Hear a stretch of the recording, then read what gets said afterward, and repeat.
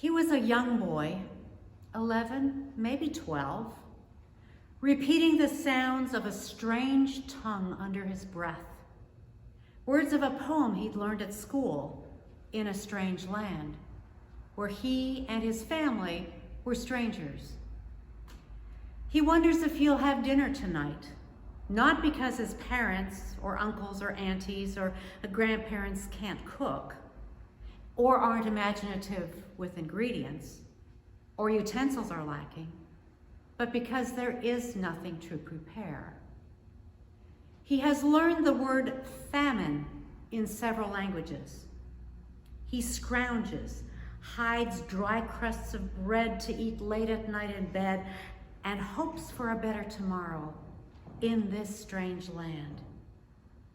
But there is unrest, fear, uniformed men speaking in garbled syllables, invading their sacred space to help themselves to anything they want. Food, treasures, money, clothing, women, and girls. He is horrified and hides behind flimsy closet doors, hearing the screams of terror as his grandmother loses her life at the hands of these strangers. Rage wells up to mingle with fear, confusion, and abandonment. What would become of them? He recalls how his heart nearly pounded out of his chest, breath coming in short, silent gasps as the train clanks over miles of track on bleak, frozen countryside when he was barely a teenager. The gate. Would they reach the gate? How far is it till the gate? That portal to freedom, if reached, would, he had been told, allow them passage into a world without terror and demand. A world of plentiful food, a warm, safe home, a place where all of them could breathe, united as one. Would they reach it? Or would they be stopped and sent back to hard labor, as hundreds of them had before them? They prayed silently, eyes large with fear, even small children intuitively sensing the tension of the moment. How many more miles? This question ricocheted through their brains, driving them close to despair. This agony of unknowing, almost more bitter than the known horrors of being targets of hatred. Would their hopes, dreams, and would their lives end right here on the frozen tundra? That's the shred of a story that belongs to my ancestors. This describes my father. They went through some stuff. Do we still tell stories, real stories, of how we and those who came before us made it through?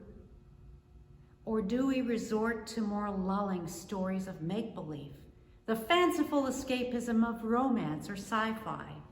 Do we prefer to weave fantastical tales to divert our attention from our own gritty, sweaty, palm-wringing stories of pain and death, of love and loss?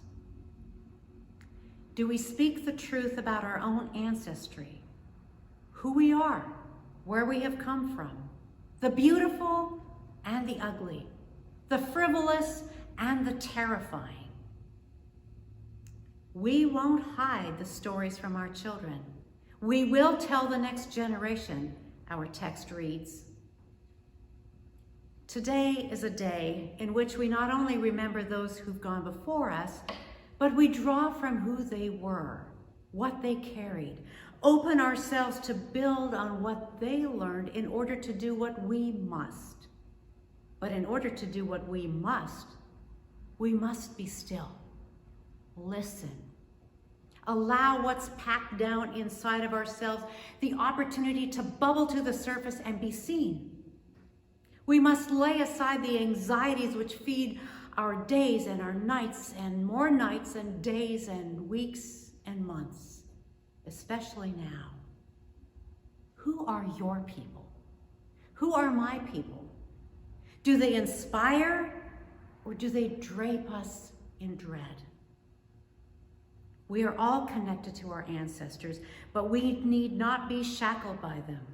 We're forever woven together by a common lineage, but we also don't automatically assume their graces. Some ancestors were overcomers.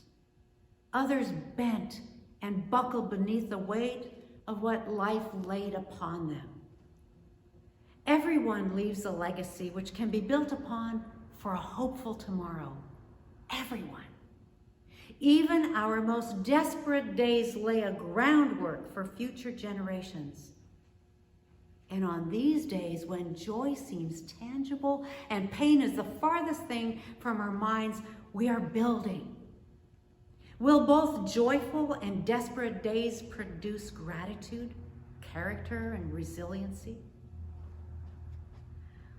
I regret that I've not always been intentional enough in passing the legacy of our families to our children and now to our grandchildren. My father spoke of the dark days reluctantly. Being the positive person that he was, and that characteristic helped him to survive, he only grudgingly told stories of his past when I would press him as a very young child.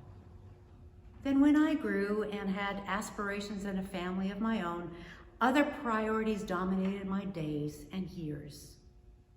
Now that he's gone, I wish I had asked more questions, listened more closely, observed more intently. My parents gladly passed on the stories of faith and spiritual life, almost to the exclusion of who they were as humans within that divine story. I've had to learn, and I'm still learning how to do that. I've come to realize that telling children of Yahweh's praiseworthy deeds, making them aware of Yahweh's power, as our text encourages, all of this needs a framework on which to be fastened, or it becomes like a dress without a body. Faith stories have most meaning when we tell them in the context of life lived on this earth. Imagine if the stories of the Israelites of the Old Testament hadn't contained the human bits. Imagine you didn't hear about Moses being put into a basket and then rescued by Pharaoh's daughter. Would his leadership out of slavery even have been a story worth telling? Or imagine if you'd never heard that Jesus stood in solidarity with a woman destined to be stoned to death. Or about a time he overturned the merch tables in the temple. Could we even talk about respect and justice without those stories? Those concepts alone would be hollow, a dress without a body. I recall a story my mother told me about my grandmother who was driven from her home for disgracing her family and community. In fact, my grandmother was homeless for a time, sleeping in the fields, in my mother's words, before finding her way to a new life. Oh, she went through some stuff. She was long gone and my children were grown before I first heard this story. It took me some time to fit that into the predominant narrative of my family. I've heard stories of other misfits, outcasts, disenfranchised in the family over the years, making it feel less lonely amongst the many polished, successful people. Teach your children so the next generation will know. Can we tell stories of faith along with stories of humanity, because it really is one story? Can we relinquish the desire to hold on to that polished outer veneer, acknowledge that we are less than, broken, fearful, and yet we are people who are enough, people of resiliency, wholeheartedness, and goodwill. One does not extinguish the other. The age of COVID is laying bare some cracks. I experience them daily. Things that have never been a part of my life suddenly show up to taunt me. Maybe you're experiencing that too. I have anxiety at nighttime. I have to talk or pray or journal my way out of spirals of hopelessness again and again. I have to reinstate and then reinstate my resolve to limit my intake of news every day in order to keep a healthy mind and spirit. At the same time, I'm experiencing people of love and light. So many wonderful people offering invaluable help to the other. I see how we carry one another regardless of age, status, ability, gifts, or any other of those constructs which so often limit us. It's wonderful to be human along with other humans equally stretched at this time.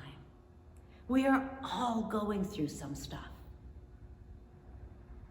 We dare not become peddlers of toxic positivity, where we cannot allow ourselves to say or feel anything other than utmost optimism.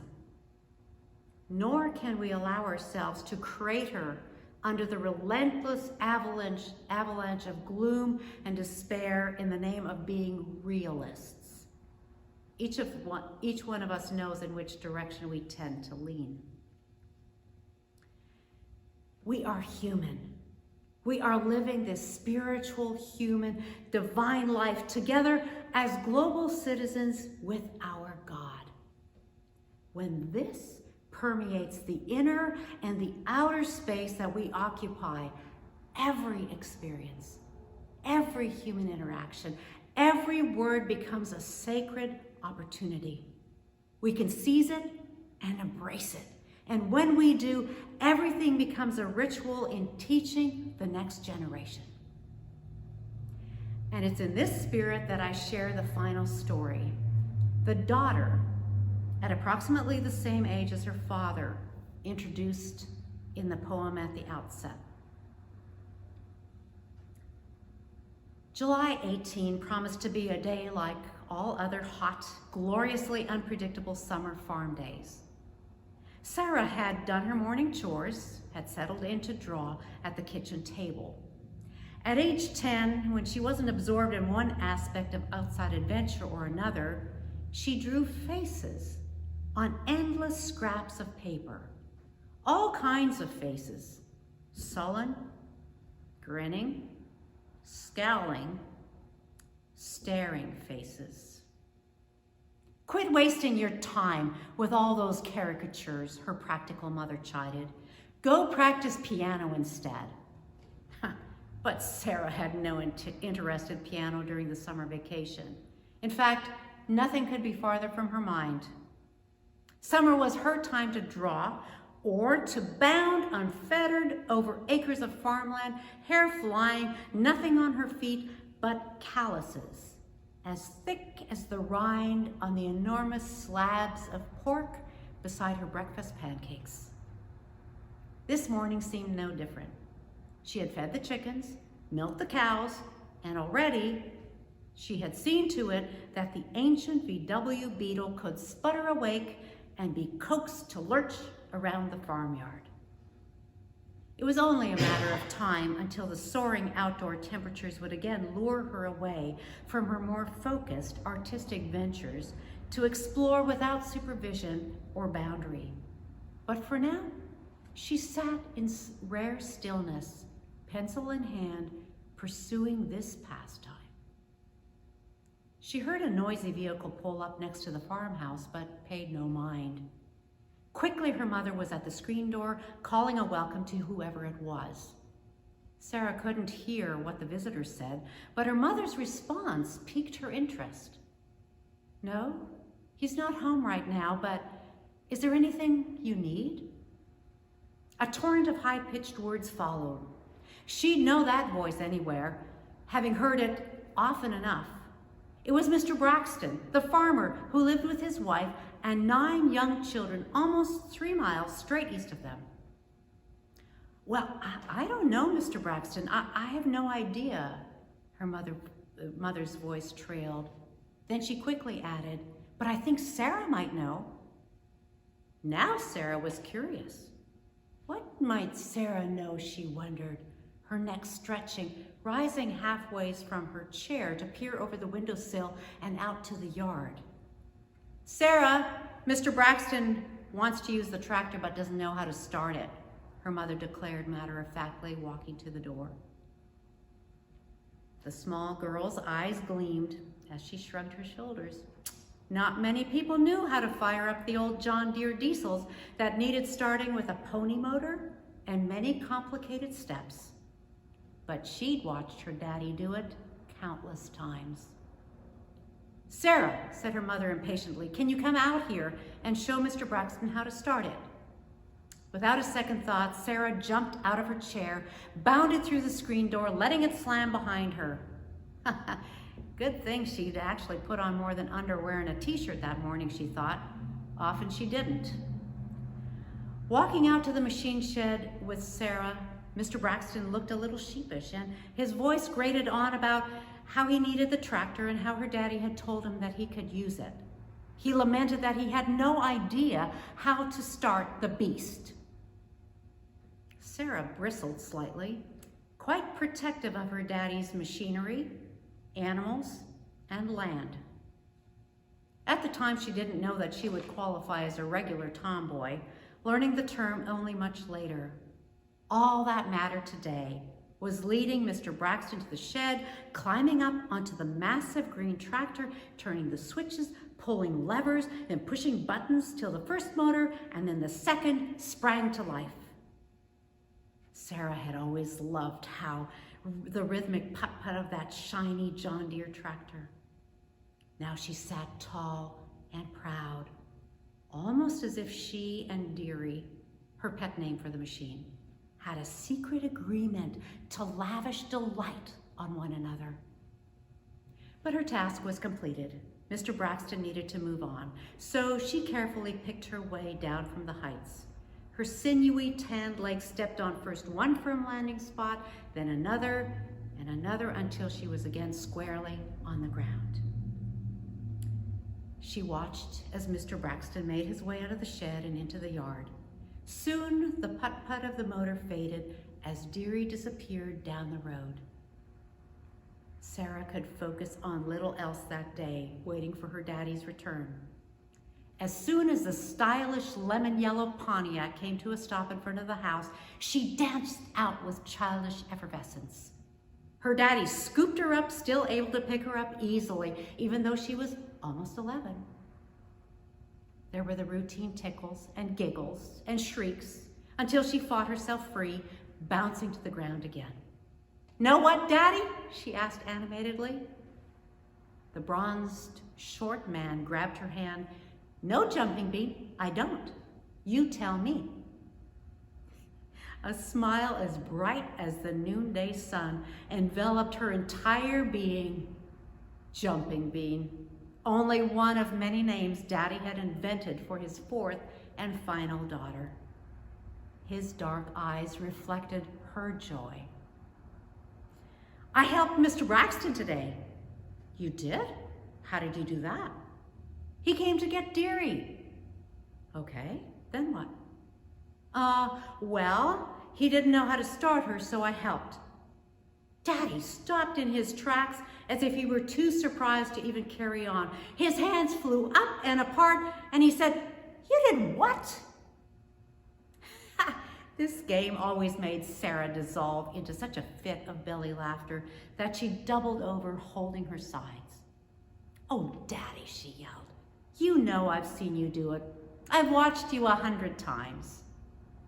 That was true. She was always at his side, and Daddy knew it. His eyes shone. Tell your children, your grandchildren, your great-grandchildren, your nieces and nephews, your great-nieces and great-nephews, your students. Build, dream, laugh, love. Keep your integrity. We will always go through some stuff. It's the stuff of life and faith and love. Amen.